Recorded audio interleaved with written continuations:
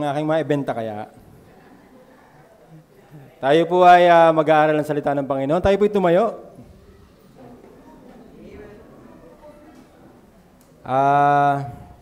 Sige po, mamaya ako bubuksan yung nandyan na verse. Ano po? Dito muna tayo sa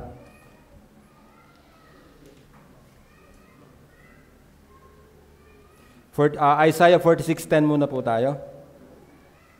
Doon muna po tayo. Pasuyo, yun nga po na ang buksan po natin.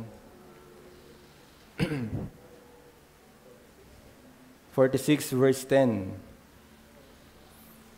Yan. Sige po, sabay-sabay po nating basahin sa English po. Ating pong basahin. Handa? Basa. And from...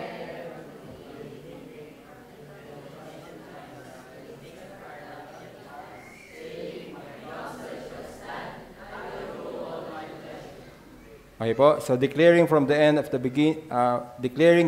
the beginning and from the ancient times, the things that are not yet done, saying, my counsel shall stand, and I will do all my pleasure. Tayo po'y manalangin. Panginoon, salamat po sa ipong biyaya na kami ho ay makakapag-aral, Panginoon. Tunay na hindi po madali ang magsalita dito sa unahan, lalo sa isang katulad ko po na hindi naman po sanay. Panginoon, ang tanging magagawa ko po ay magpakumbaba at magpaasakop sa iyo habang ako po ay nagsasalita dito sa unahan, Panginoon. Ikaw po magpala po sa amin. Nawa, Panginoon, ay hindi ako ang tingnan, kundi ang iyong katotohanan, Panginoon. At sana po ay tunay na mabunyag at mabunyi ang iyong pangalan sa aming kalagitnaan habang kami po ay nag-aaral na ito. Palayan niyo po kami, payamdalangin sa pangalan ng Jesus. Amen. Amen po.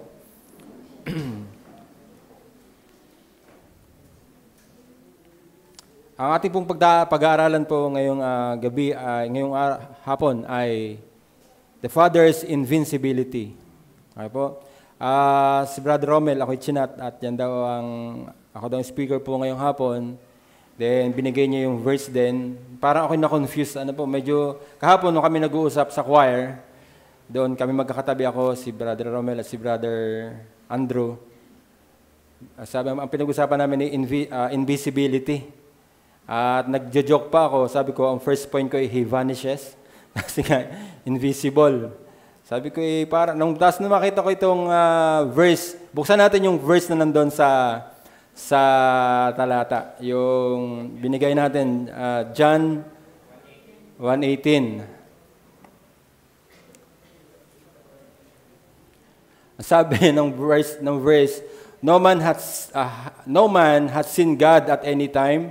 The only begotten Son, which is in the bosom of the Father, He hath declared Him. Sabi ko, parang ako niloloko yata ni Brother Romel. Parang ang text na ito ay for invisibility and not for invincibility. Kumbaga, ito yung aral na God is not seen, invisible. Okay? Ngayon, sabi ko, alin ba ang nagkamali? Yung bang title o yung verse? Pero wala pong masama kasi God is also invisible. Okay? So both invincibility and invisibility are attributes of God. Totoo naman na ang Diyos Ama ay hindi nakikita. And the Father is invisible also. And this verse is correct. Kaya lang, dun sa invincibility, parang ako yata yung na-prank ni Brother Romel. Kasi yun ang nakalagay na verse. But it's okay po. Kasi totoo naman na ang Son lamang ang nakakaalam ng totoong kalalagayan ng Ama. Pwede nating pag-aralan, pwede akong mag-research, pwede akong mag-aral ng tungkol sa Panginoon, tungkol sa Ama. Pero tanging ang anak lang ang nakakakilala kung sino ba talagang Ama. Tsaka ang Espiritu Santo kasi sila magkakasama. Tayo hindi naman natin sila kasama kasama simula nung walang hanggan. At ngayon lang natin sila nakikilala kasi nga nagbabasa na tayo ng Biblia. So no matter what the verse is, ako'y naniniwala na parehas mahalaga ang invisibility at invincibility ng Panginoon, ng ating pong Ama. Okay? Kayo ba naniniwala ang Ama ay invisible? At kayo ba naniniwala na ang Ama din ay invincible? Okay? So yun po ay parehas attribute na wala makagagawa nun kundi ang Diyos.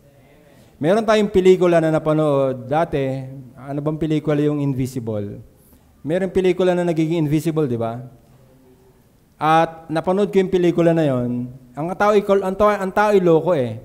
Pag ang tao ay nagiging invisible, kung ano-anong pinagagawang kalokohan. Hindi ka? Kung napanood yung pelikulang yon ay kung ano-anong pinagagawang kalokohan dahil alam niya siya invisible, kung anong pinagagawang kalokohan.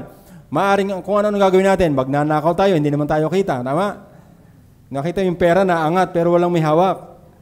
Kasi invisible. Pero ang focus po natin ngayon hindi dun sa invisibility, kundi dun po tayo sa invincibility ng Panginoon. Huwag kayo malilito dun sa dalawang term na yon. Ano ba yung invincible? Sige, brother, sino ba nandyan? Pasuyo nga po yung konting definition. The invincibility of God means that God is unconquerable. Pag sinabing unconquerable, siya ay hindi natatalo. Siya ay hindi nadadaig. So, ibig sabihin, the Father is unconquerable. Do you agree? Meron na ba kayo nabalitaan na nakadaig sa Ama? Meron na ba kayo nabalitaang nakatalo sa Ama? Sa Diyos Ama, ang tinutukoy ko ha. Alam ko may natalo kayo ang inyong Ama, baka natalo niyo sa chess. Hindi yan ibig sabihin. Ang Diyos Ama, the invincibility of God means that God is unconquerable, unstoppable. Pag sinabing unstoppable, walang makapipigil. Tayo ba'y unstoppable din? Hindi, pag nag-red light nga, itigil tayo eh. Kasi tayo stoppable. Tama ba? Kasi pag hindi ka nag-stop, yari ka. Dapat tayo ay stop kasi tayo stoppable. Pero ang Panginoon hindi yan umaasa sa red light. Hindi yan nakaasa sa green light. At hindi nakaasa sa amber light. Siya ay nakaasa sa kanyang gusto. Kasi siya ay unstoppable. Then, incapable of being defeated. Hindi niya kayang matalo. Meron din pala hindi kaya ang Diyos, yung matalo. Yung iba, pag binula yan, ay malalim yan. Ang Diyos pala meron din hindi kaya eh. Incapable of being defeated. Hindi niya pala kayang matalo siya, ay mahina. Hindi kaya. Ibig sabihin po niyan, hindi siya natatalo.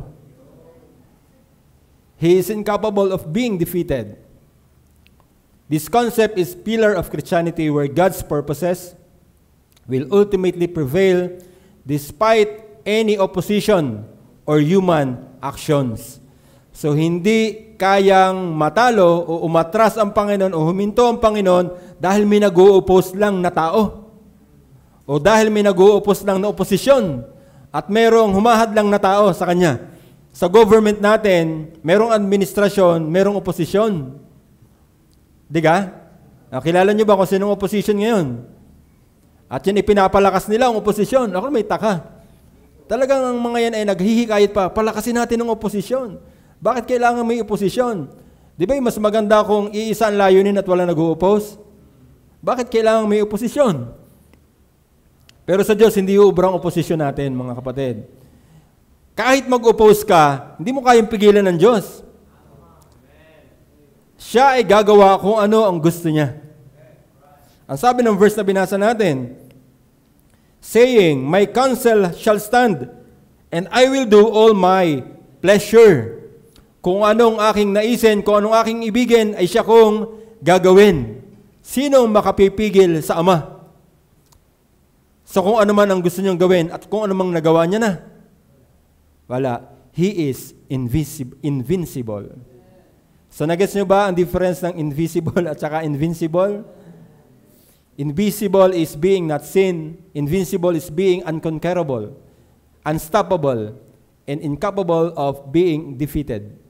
So yun ang pagiging invincible ng Panginoon o ng ating Diyos Ama. He is so invincible. Sa ating tao, akala natin merong, niya ba sa politika ginagamit din yung word na invincible. Nung time na naglalaban si Duterte at saka itong Dilaw, akala kasi ng iba, kasi ang tawag sa, noong time na yon, ang tawag sa mga Dilaw ay elitista. They are the elite. Sila yung mahirap kalaban. Sila yung parang naghahari sa politika. They are the elite. And they believe na sila ay invincible. Na walang makakatalo sa kanila. Napapanood din natin yan kahit sa mga pelikula, kahit sa mga teleserye, kahit sa mga palabas. Merong mga nagsasabi na sila invincible. Pero hindi yan attribute ng mga tao. Itong attribute na ito ay tama lang ilapat sa isang Diyos. Only God is invincible. No human being can be invincible. Lahat tayo ay kayang pigilan. Lahat tayo ay kayang supilin o kayang matalo. Tama? Kahit sa school Kahit ikaw ang pinakamagaling sa school mo, kunyari galing kang dagatan, may nag-transfer na, ikaw ang pinakamagaling sa dagatan, may nag-transfer from malapad na Parang, from Lubo, going to Dagatan, high school. Akala mo, dahil nawala na yung mga magagaling, ikaw na lang natira sa Dagatan, kasi nangyari sa akin yun, actually. Kaya ko yun ang naging example ko. Nung ako ay high school, dito sa Dagatan ako nag-aral, nung kami elementary, yung aming valedictorian, nag-transfer ng school, pumasok ng TH. Ngayon, yung salutatorian ay dun din, sa TH din. Ay ako na ang third. Ba? Ay third, hindi alam na, pag high school, malamang ako ang first. Ay third nawala ang first, nawala ang second. Ang tinutukoy ko, kung nakilala niyo, si Jesselyn Ilagan at saka yung pala yung dumating, si Cheryl Dinglasan at saka si Edeline Luntok. Yun yung first and second namin, ako ang third. Yabang ko, third Nung nag-transfer sila ng school, pagpasok ko sa Dagatan, parang medyo yabangin at siguro ako na ang first. Wala na yung magagaling Nako, may nag-transfer from malapad na Parang. Sakto, yung sinasabi ko sa inyo kanina. Si Jesselyn Ilagan, yung aming valedictorian nung gumraduate ng high school, at si Sadora Ilag, na siya naman naging salutatorian. Third na naman ako. So, nung ako feeling ko, hindi na ako matatalo kasi ako na yung palagay kong pinakamagaling during that time. Pero nung may dumating na magaling, wala, talo pa rin ako. So, hindi ako invincible. I can be defeated. Pwede ako ma-defeat kasi ako'y tao lang. At marami sa ating tao, may mas magagaling pa sa atin. Yung akala natin, galing na gagaling na natin, pero pag inilayo tayo, naku po, marami pala magagaling. Ganyan na nangyayari sa mga anak ko. Alam niyo ba, kaya kami dumadayo ng mga tournaments sa iba-ibang lugar? Kasi dito sa Batangas City, mukhang magagaling na nga, wala na makatalo sa Batangas City. Bakit kapag punta namin ng Laguna, hindi mag-champion Bracketing pa lang, ilaglag na sa bracket, ibig sabihin may mas magagaling. Sinatatalo sila. Kasi tayo, akala natin magaling tayo, pag inilayo tayo, naku po, marami palang mas magagaling pa sa atin. Pero ang Diyos natin hindi ganon. Ang Diyos, sa malayo at sa malapit, siya magaling. At sa Kanya, walang malayo at malapit. Dahil sa Kanyang harapan, lahat nandyan. Walang malapit at malayo sa Kanya. Lahat ay tanaw niya. Wala siyang hindi tanaw. Kaya maganda itong attribute ng Panginoon nagsama-sama. He is omniscient. He is omnipotent. He is omnipresent. Dahil doon, siya invincible. Gets niyo po ba yun? Kaya hindi nagkokontra ang attribute ng Panginoon. Dahil alam niya ang lahat, dahil siya ay nasa lahat, dahil siya pinakamakapangyarihan sa lahat, He is invincible. Opo. Sino makakatalo sa Kanya? Siya nga omnipotent. Sino makakatalo sa Kanya? Siya nga omnipresent. Sino makakatalo sa Kanya? Siya nga omniscient. Tama? Paano? Anong gagawin natin? Uwi na tayo. Talo. Kahit anong criticism ang gawin natin sa Diyos, walang makakatalo sa Diyos. Even Satan. Wala siyang panama sa Diyos. Hindi nanalo si Satanas. At kailanman hindi siya mananalo sa Panginoon. Why? Because God is invincible. Okay po ba? Sige po. Actually, napaka-self-explanatory. Kahit hindi natin talakayin ito, alam natin that God is invincible. Correct? Kailangan niyo pa ba ng verse? Tingin ko kahit walang verse, alam niyo na sa sarili ninyo that God is invincible. Correct? Opo, sinong u-oppose? Sinong kukontra na ang Diyos ay hindi invincible? Meron ba? Sinong tao ang pwedeng kumwestiyon sa Diyos sa kanyang invincibility? Wala. Yung verse natin kanina, yung verse 9 ay napakabarakong verse. My counsel shall stand, and I will do all my pleasure. Sinong haharang? Tabi. Kung anong gustuhin ko, siyang gagawin ko. Yan ang sinabi ng Diyos. Hindi porke ayaw mo, hindi ko gagawin. Tama ba? Hindi lahat ng gusto ng Diyos, gusto ng tao. Tama ba? Oo. Gusto ka natin magbigay? Naku. Ipit na ipit nga, pagdudukot nga na wallet, ha? Alin kaya pinaka-lowest bill. Alam niyo ba yan? Na-experience niyo ba yun? Na-experience ko yun eh. Pag magi-giving na, ang hanap ko sa wallet ko yung lowest bill. Ganun din ba kayo? Pare-parehas na tayo. Eh ako hindi nagpapa-ipokrito. Nangyayari sa akin po yun. Pag ang laman ng wallet ko ay asul, dilaw, ube, pula, ang kalimitang ibibigay ko dyan, ay yung ube, yung pula, yung orange. Doon lang maglalaro yun. Lalo't hindi naman doon sa sobre, yun, sa ganon. Di ba? Kayo ba? Hindi naman kayo. Anyari pa kayo eh. Naman, ayaw niyo pa akong sasamahan eh. Talaga naman kayo. Umamin na nga ako eh. Ayaw niyo pa manggagaya eh. Kasi nga, hindi lahat gusto ng Diyos, gusto natin. Pero, hindi porke hindi mo gusto, hindi itutuloy ng Diyos. At hindi gagawin ng Diyos. Walang sino man sa atin na pwedeng humadlang sa gusto ng Diyos. Kahit ayaw mo pa rinin. Di ba, Brother Renin? Nung pinagpipreach ka dahil ikaw ang napagbotohan, hindi ka na nakatanggi. Pero sa totoo naman, wala naman nagbotohan, Brad. Sorry, napagkaisahan ka namin. Wala naman GC kaming ginawa. Sinabi ko lang na ikaw lang ang preacher. Pero nakakatuwa naman si Brother Renin. Di ba kayo nabe-bless kay Brother Renin? Ako hindi. Nakaka-bless si Brother Renin. Sa tunay lang, iba ang wisdom niya pagdating sa Panginoon. Nandiyan na yung fact na siya ay hindi nag-Bible school eh. Para-paras lang naman tayo. Magagaling naman tayo, hindi ka? Kahit biro lang.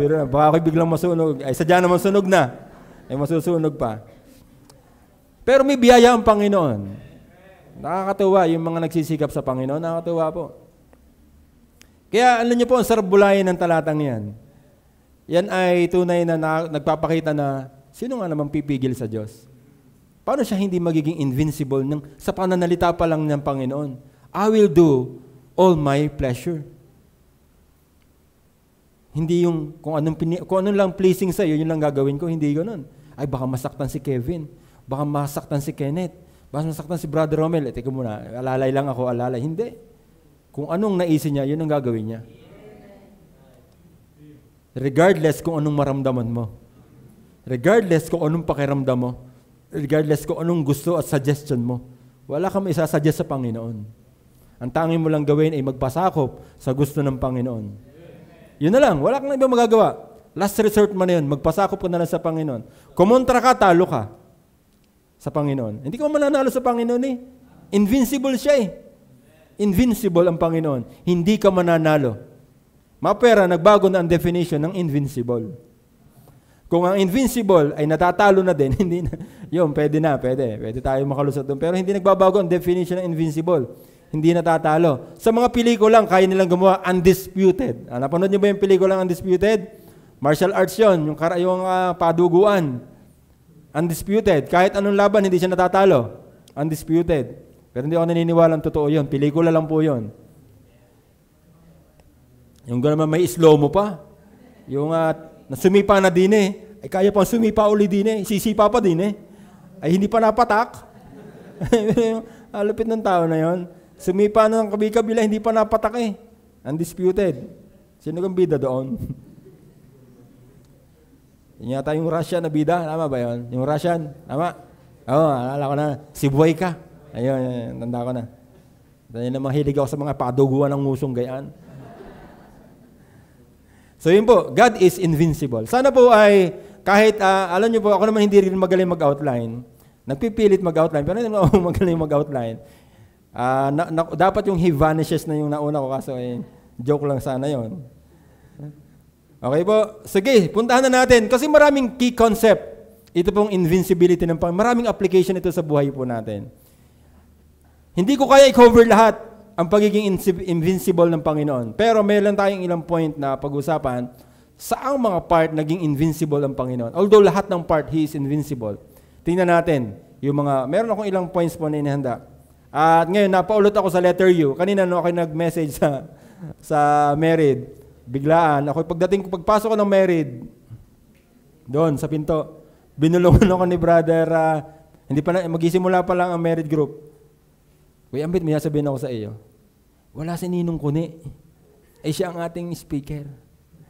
Pwede kang ikaw na muna ang kapapasok ko pa lang doon. Tapos maya pa magpipreach na. Kaya naman na rin si brother Rewell. Pero nakakatuwa naman, may mensahe din naman kami kahit paano kanina. At may alliteration din naman Napaulot ako sa letter U. Ang message namin kanina ng married ay U. Tagalog naman lahat.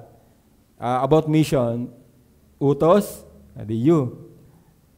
Umilaw, kasi yung verse namin ay Acts 13:7, di ba? Umilaw, kasi tayo nga daw ang ilaw. Dapat tayo umilaw. Sa ikaliligtas ng iba. Umingli, sa ikaliligtas ng iba. Adi kayo tatlong U din.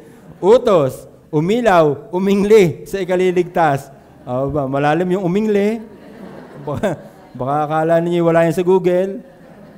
Subukan ninyong hanapin sa Google yan. Wala. Sige po. So yan. Ngayon, letter U din tayo. Letter U. Ano ba ito mga key concepts about Father's invincibility? Una po, ultimate power and sovereignty. God's invincibility is the ultimate power and sovereignty of the Father. Do you agree? Itong verse natin binasa, itong Isaiah 46 verse 10, this is one of the verses na ginagamit natin sa sovereignty ng Panginoon. I will do all my pleasure. Gagawin ko ang aking naisin. Yun po ang sabi ng verse. And by that is indication of ultimate power and sovereignty. Makapangyarihan siya. Gagawin niya ang kanyang naisin at walang pwedeng kumontra. Gusto niyang pumili ng mga ililigtas niya. Walang nakapigil sa kanya. Bakit? Bakit walang nakapigil nung pumili ng Diyos una? Wala pa tayo. Sinong pipigil? Wala pa tayo eh. Kasi ginawa niya ang election, wala pang pwedeng pumigil kasi wala pang mundo. Wala pa. Wala pang langit. Wala pang mundo. Wala pang lahat. Tama ba? Ay, sinong pipigil? Naintindihan nyo gayon? Kaya bang pigilan nyo ng protestante? Kaya bang pigilan ng mga baptist? Wala pa nga tayo noon eh.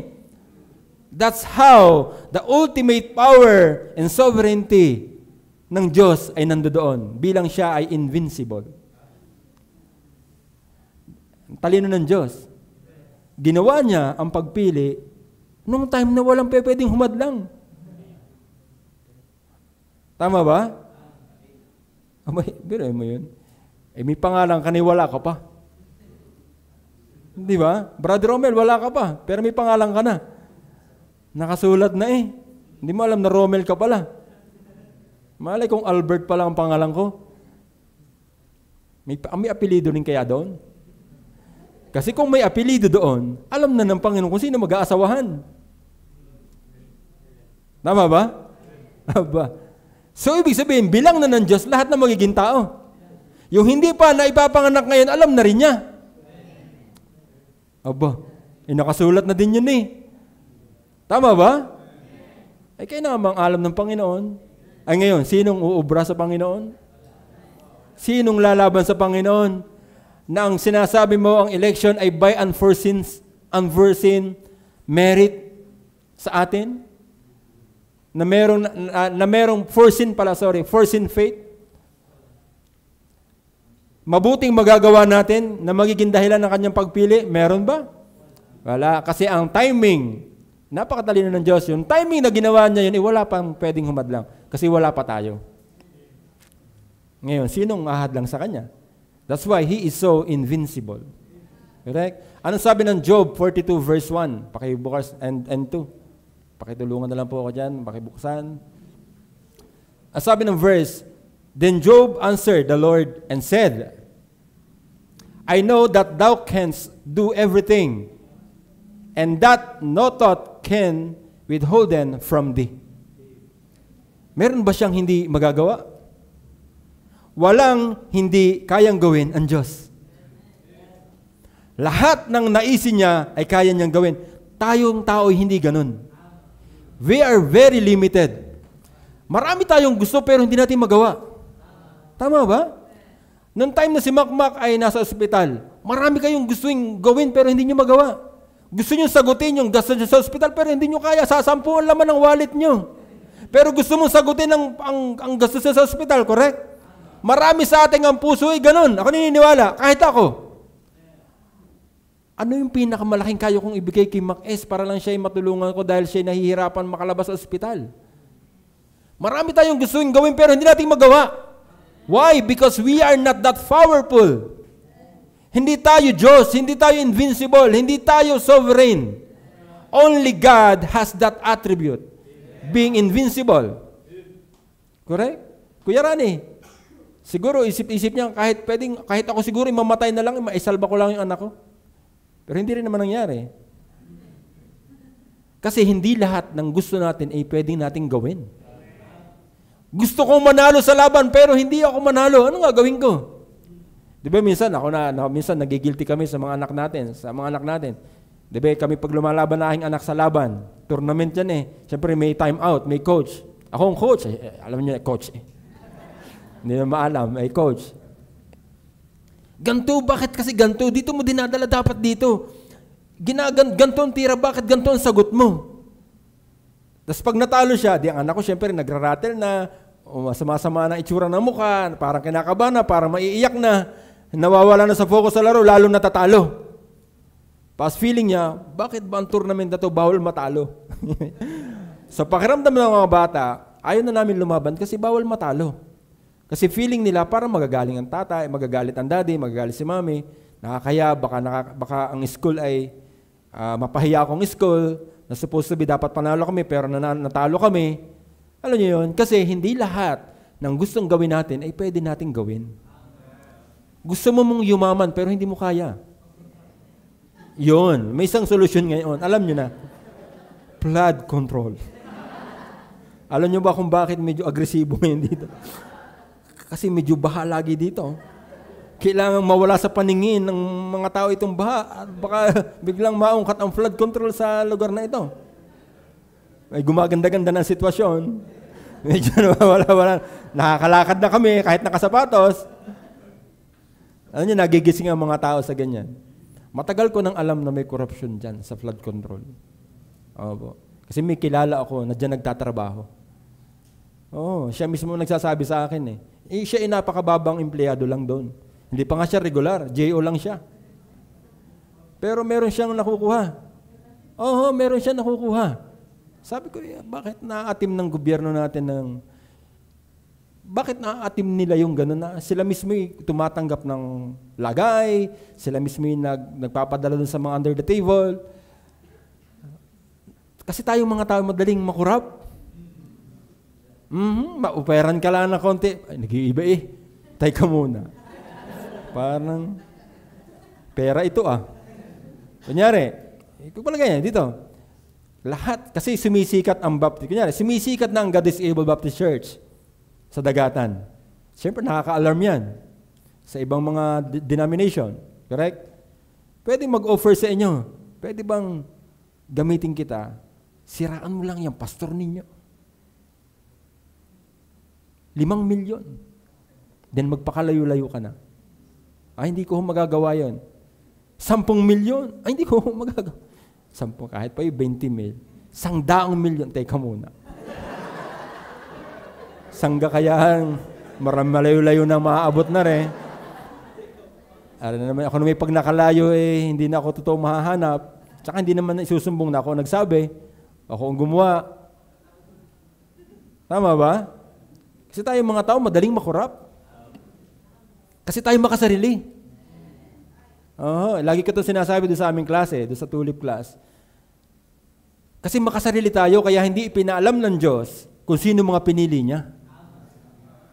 Kasi kung alam ng Diyos kung sino ang pinili niya, pipiliin niyo sila.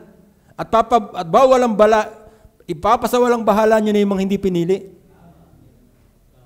Kunyari, sa anak mo, meron kang 5 anak, 3 lang ang pinili doon. Kilala mo na yung 2 na hindi pinili. Hindi mo na pagtutuusan ng pansin yung 2. Doon ka na lang sa 3. Tama ka? Alam mo na Ayaw mo nahihirapan mag-uubos ako ng oras doon sa 2. Hindi naman pala pinili yun. Hindi na lang sa 3. Sure pa. Tama ba? Kasi tayo ganun. Kaya hindi pinaalam sa atin ng Panginoon yun. Kasi tayong mga tao ay bias. Tayong mga tao ay makasarili. Kaya hindi niya hinahayaan na ang will natin ang masunod, kundi will niya dapat ang masunod. Kasi ang will naman natin ay inconsistent. Minsan gusto natin ganito, minsan gusto natin ganito. So ba? Kasi tayo mga tao, tayo ay inconsistent, very, very inconsistent. Unlike God, that He is very consistent. Sa pinlano nyo simula sa Paul hanggang ngayon at sa mga darating, hindi yun nagbabago. Because being invincible is also being unchangeable. Opo, hindi siya nagbabago. Okay po? So yan. So first point natin is ultimate power and sovereignty. Isa pong verse pa po natin. Psalms 115 verse 3. But our God is in the heavens. He hath done whatsoever He hath pleased. Same. Same din. Ginagawa niya kung ano ang kanyang ninanais. Kung ano niyang naisin, yun ang kanyang ginagawa. Gusto kanyang maligtas, ginawa niya. Gusto kanyang piliin, bagaman siguro, sabagay, hindi ka naman makakahindi kasi wala ka pa naman nung napili ka na. Hindi ko lang alam kung saan kumukuha ng hugot yung iba ngayon na sinasabing sila ang dahilan kung bakit hindi sila napili. Kasi hindi ka nananampalataya di hindi ka napili.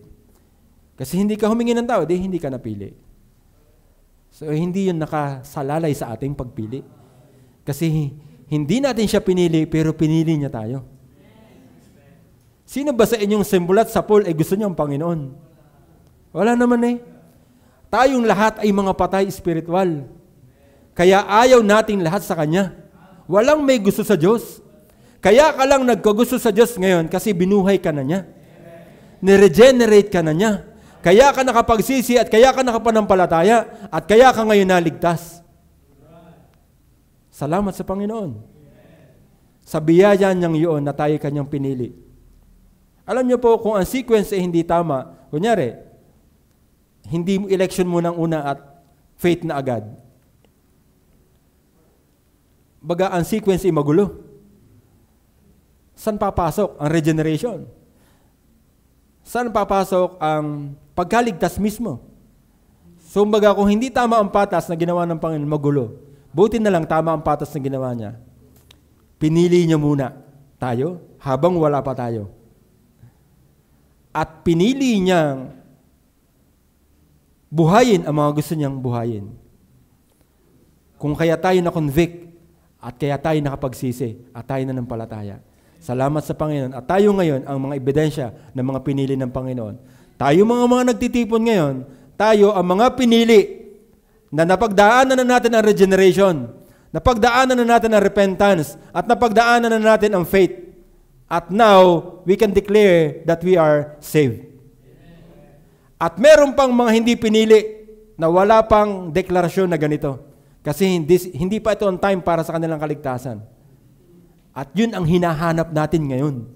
Kung bakit tayo'y gumagala sa palengke, kung bakit namimigay tayo ng tracts, kung bakit ayaw makukulit sa mga kaklase, makukulit tayo sa ating mga katrabaho. Kasi merong pang mga pinili na hindi pa naliligtas.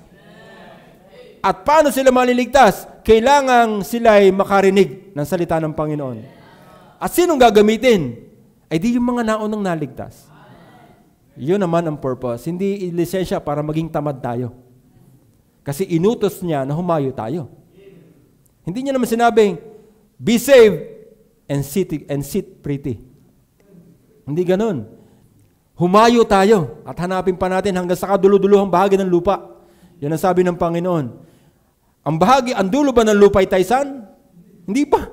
May lubo pa Ang bahagi ba ng lupa ay lubo? Hindi, mayroon pang likod yun. At marami pa hanggang sa kaduluduluhan, hindi ka mauubusan. ng dulo ng lupa. Hindi mo makita ang dulo, bilog yan eh. Sakit ka po mo, ipaikot-ikot ka lang dyan eh. Makita mong dulo diyan. Tama ba? Mahirap yan. Salamat. Ang Panginoon natin ay invincible. Sana tayo po ay, while naririnig natin itong attribute na ito ng Panginoon, ay may nabubuong decision sa ating mga sarili. Kumbaga ay hindi yung basta napahinggan lang at na-bless. Dapat mayroon kang nagiging reaksyon at decision sa iyong sarili. Anong gagawin ko? Anong gagaganti ko sa pagiging invincible ng Panginoon? Tama? Next po, point number 2. Ang una po natin, isa sa key concept ng invincibility of the Father is ultimate power and sovereignty. The second point po is unwavering assurance of believers. Dahil siya'y invincible, yung kanyang mga iniligtas ay hindi na pwedeng hindi na uliligtas. Pinilano niyang iniligtas, kanyang iniligtas, tapos mawawala. So, paano nangyari na siya ay invincible doon? Kung ganun. Natalo siya. Tama? Pinilano niya, naku naman, nagkasala, ay di hindi ka naligtas. Paano yun? Pinilano niya tagal na. Ipinilano niya na ang kaligtasan mo, wala pa tayo. Before the foundation of the world, pinilano niya na. Tapos nagkasala ka lang, hindi ka na uliligtas. Anong klaseng invincibility yun ng Panginoon? Di natalo natin siya. Titingnan ko nga, kung talagang hindi mawala yung kaligtasan ibinigay mo sa akin, ay di ako magkakasala, o di wala na. Talo ka na Panginoon, hindi na. Di ba ganun yun? Buti na lang at hindi nawawala ang kaligtasan. Opo, pasalamat kayo. That is fruit of God's invincibility. Oo, hindi lang siguro nyo napapag-isipan. Hindi nyo pa siguro na mapagmumuni-muni. Pero yan ay dahil sa ang Father ay invincible. Kaya hindi nawawala ang ating kaligtasan. Totoo naman, hindi nawawala ang kaligtasan. Ine-explain ko na ito sa tulip class. Na bakit hindi nawawala ang kaligtasan. Una, sino bang naging dahilan ng kaligtasan natin? Tayo ba? Kaya ka ba naligtas dahil hindi ka nagkakasala? Ikaw ay nagkakasala. Meron lang sumalba sa iyo. Isang taong hindi nagkakasala. At yun ang Diyos. At yun ang Panginoong Jesus. Siya ang hindi nagkakasala. Okay? So lagi kong ginagamit yung illustration ni Pastor. Kung ikaw ito yung makasalanan. Ito yung marumi. Ito ay pasalasala. Dahil ito'y pasalasala, ito ba ang naging dahilan kung bakit ka naligtas? May kinailangan ito. Ito yung righteousness of God. Ito yung righteousness of Christ. Siya yung bumalot at umako sa atin, correct? Ito yung hindi nagkakasala. Pero ito, natatakloban ay nagkakasala. Sino ba nakikita ng Ama? Ikaw ba o yung bumabalot sa atin? Yung bumabalot sa atin, yung bang nakabalot sa atin ay nagkakasala. Ito nasa loob nagkakasala. So kahit magkasala, ito na magkasala. Since hindi ito ang dahilan ay yung kaligtasan, ito ang dahilan ay yung kaligtasan. Kahit magpaikot-ikot yung nasa loob, hindi naapektuhan itong nasa labas. Kaya hindi mawawala ang kaligtasan mo kasi hindi nawawala ang katwiran ng anak. Tama ba? Kung ito lang sana, walang surface. Kung ito lang, ay tama, mawawala nga. Kasi ikaw ang dahilan ng kaligtasan eh. Kaso hindi nga ikaw, ito nga ang dahilan eh. So kahit magpalikot-likot ka dyan, magpapilapilanto ka dyan, walang magagawa yan kasi ito yung nakabalot sa atin. Yung righteousness ni Kristo. Kaya hindi talaga mawawala ang kaligtasan. And that is a fruit of Father's invincibility. Tingnan natin yung verse Titus 1:2. It's a common verse natin sa assurance of salvation. Pakibuklat nga po. In hope of eternal life, which God that cannot lie, promised before the world began. Kailan niya ba ipinangako yung kaligtasan niyan? Bago pa simulan ang mundo. Tapos mawawala? Napaka-inconsistent naman ng Panginoon. Para saan pa? Ay dapat pala ang kaligtasan o ang election ay pinlano nung may tao na. Tama ba? Dapat ang election ginawa nung may tao na. Kung ganyan din naman pala nawawala eh. Para saan pa yung ginawa niya ito nung pinakaunang panahon pa na wala pa tayo? Kung sa isang pagkakasala mo lang ay mawawala na. So that is the fruit of Father's invincibility. Isa pa mong verse po. Para tayo apat lang naman po itong point natin. Medyo maaga pa naman po tayo. Verse natin ay Ephesians 1:13 and 14. In whom ye also trusted after that ye heard the word of the truth, the gospel of your salvation, in whom also after that ye believe, ye were sealed. Ito na with that Holy Spirit of promise. Then verse 14, which is the earnest of our inheritance until the redemption of the purchased possession unto the praise of His glory. Tayo'y sinelyohan pa ng Holy Spirit. Pinlano ng Ama, ginawa ng Anak ang kaligtasan. Sinelyohan pa tayo ng Holy Spirit. Paano yan mawawala? Paano mo mawawala ang kaligtasan mo? Hindi yan mawawala. Kaya hindi tayo nawawala sa losing salvation. Hindi tayo naniniwala doon. Naniniwala ba kayo doon? Hindi ho tayo naniniwala na nawawala ang kaligtasan. Kailanman ay hindi nawawala ang kaligtasan kasi ang nagplano nito ay invincible God. At kailanman ang invincible God ay hindi matatalo. Hindi siya matatalo ng kaaway, ni ang kasalanan man ay magtatagumpay sa kanya para mawala ang iyong kaligtasan.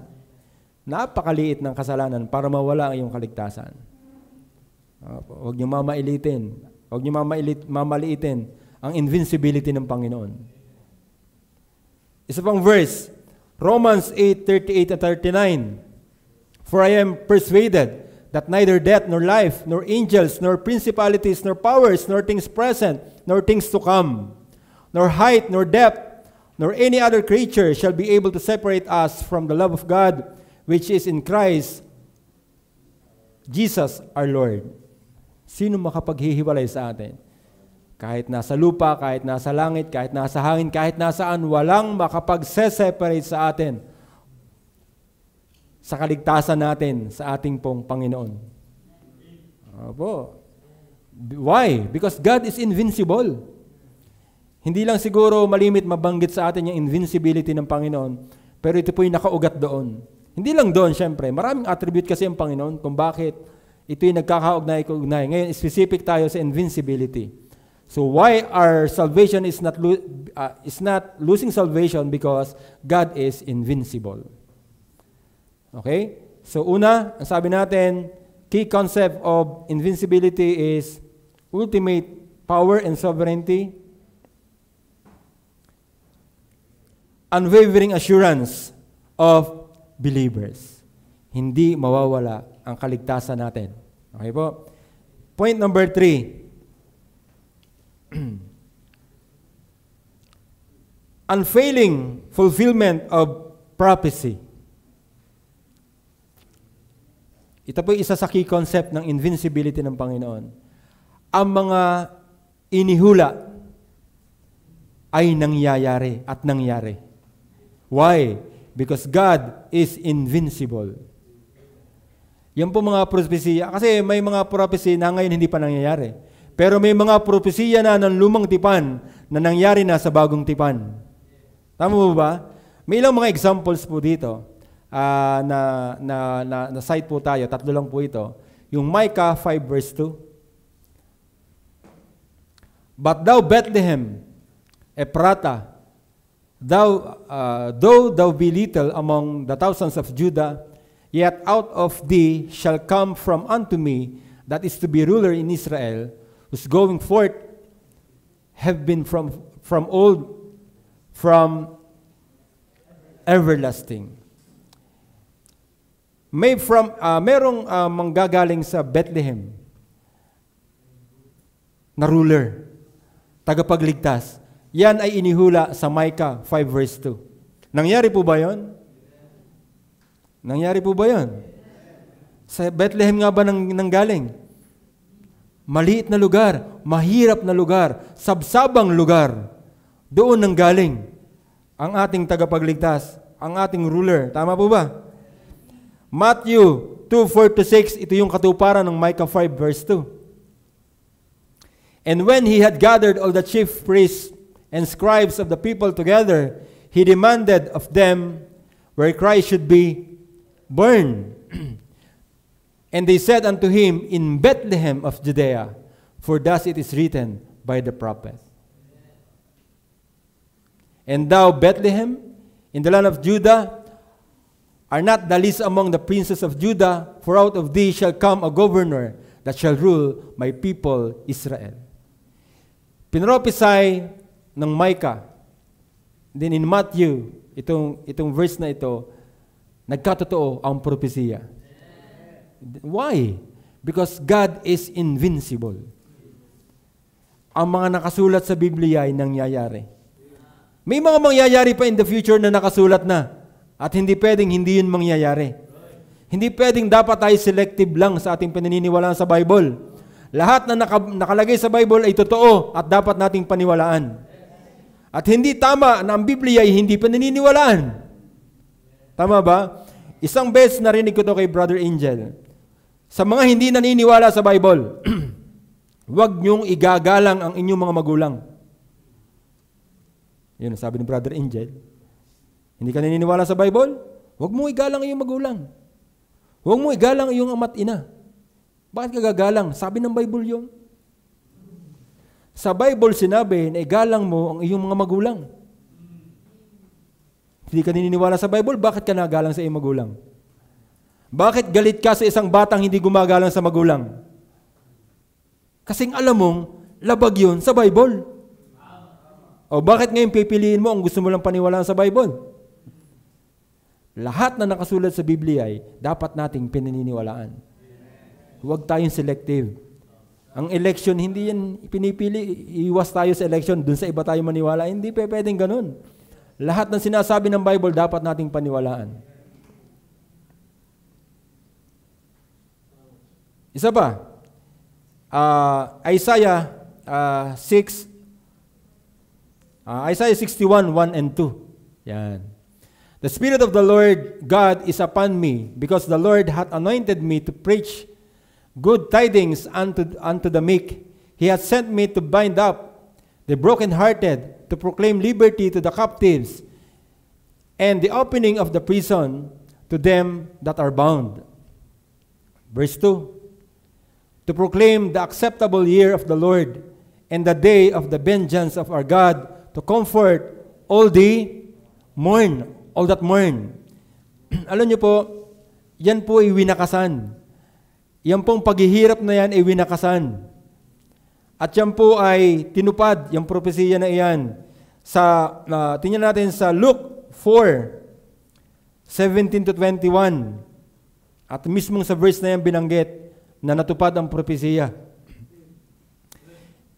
And there was delivered unto him the book of the prophet Isaiah, and when he had opened the book, that found the place where it was written, The Spirit of the Lord is upon me, because He had anointed me to preach the gospel to the poor. Napansin niyo ba yung relationship dun sa unang verse natin binasa? He has sent me to heal the brokenhearted, to preach deliverance to the captives, and recovering of sight to the blind, to set at liberty them that are bruised. Next po. To preach the acceptable year of the Lord. Yung yun, di po ba? Yung yun. Next.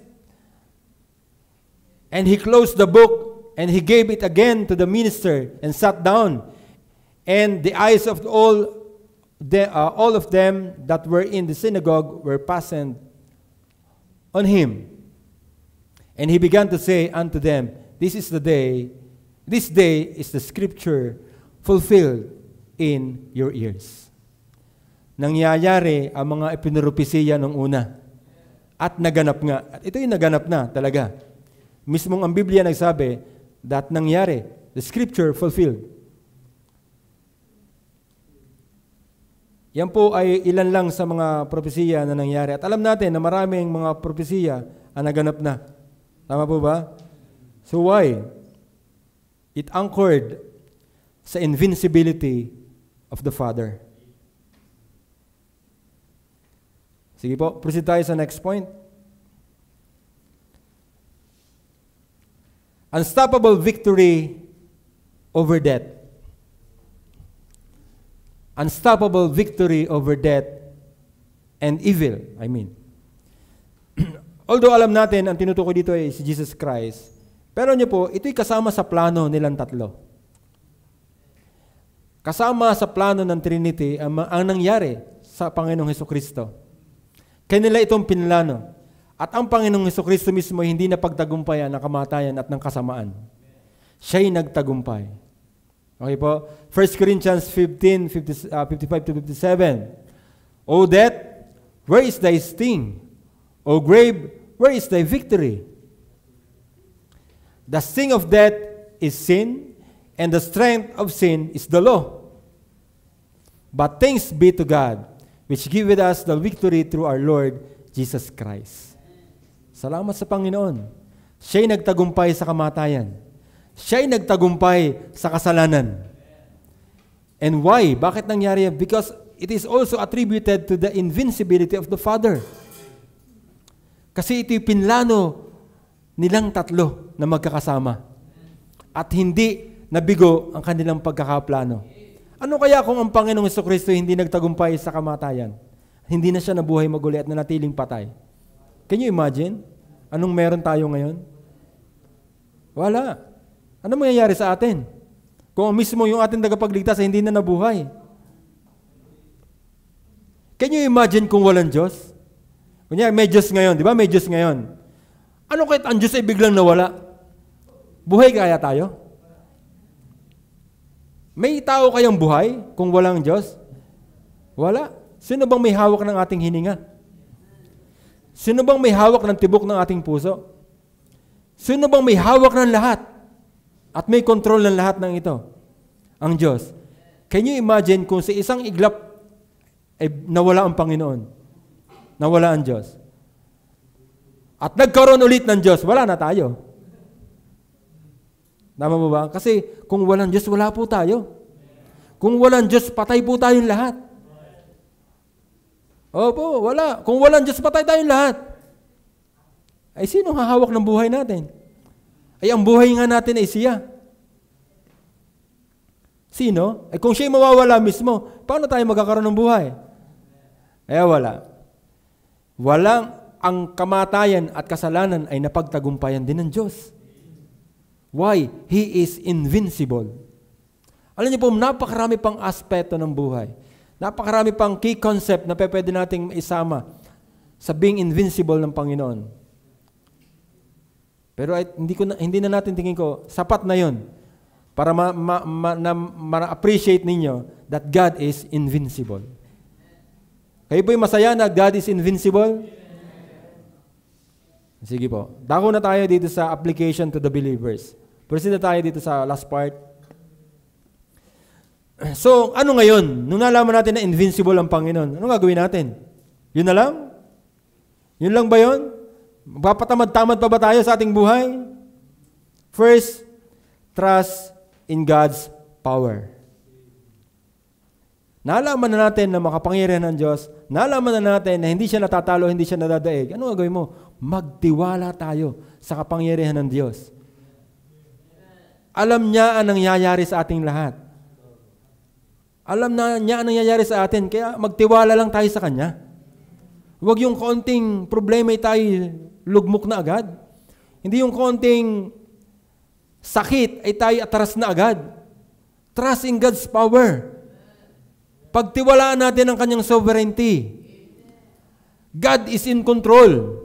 Sadyang inaalaw niyang mangyari ang mga bagay-bagay for us to realize na tayo mga tao lamang at hindi tayo mga Diyos.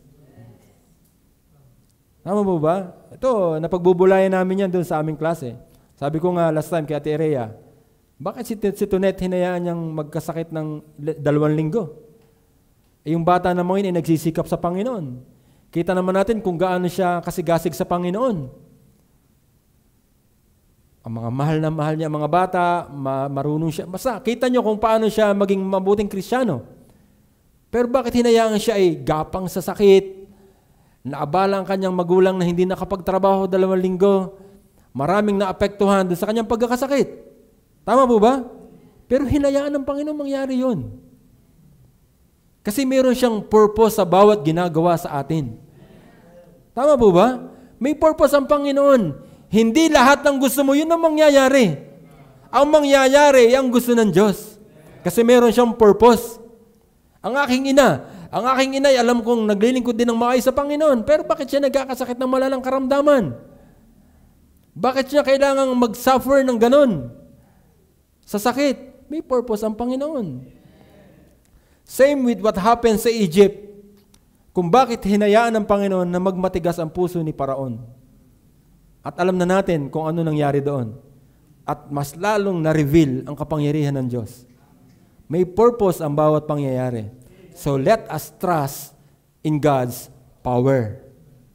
Hindi yung konting talo, hindi yung konting sakit, tigil na agad tayo, hindi na agad tayo maglilingkod. Napahiya lang tayo, natisod lang tayo, hindi na tayo magpapatuloy. Magpatuloy ka. God is invincible. Let us trust in God's power. Next point, na anong application niya sa atin? Rely on His Word. Pagtiwalaan natin ang kanyang mga salita. Ngayon, paano mo pagtitiwalaan ang kanyang mga salita kung hindi tayo nag-aaral ng kanyang salita? So, akibat nito ay ang pag-aaral mo ng salita ng Diyos. Since alam mo na siya mapagkakatiwalaan ng kanyang salita ay nangyayari, na ang mga propesiya ay nagaganap, na wala nakakatalo sa Panginoon, rely on His Word. Kung ano sinabi niya, panindigan natin. Sinabi niyang hindi nawawala ang kaligtasan, doon tayo tumayo.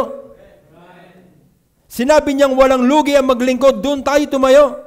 Walang lugi ang magbigay, doon tayo tumayo. Let us rely on His Word.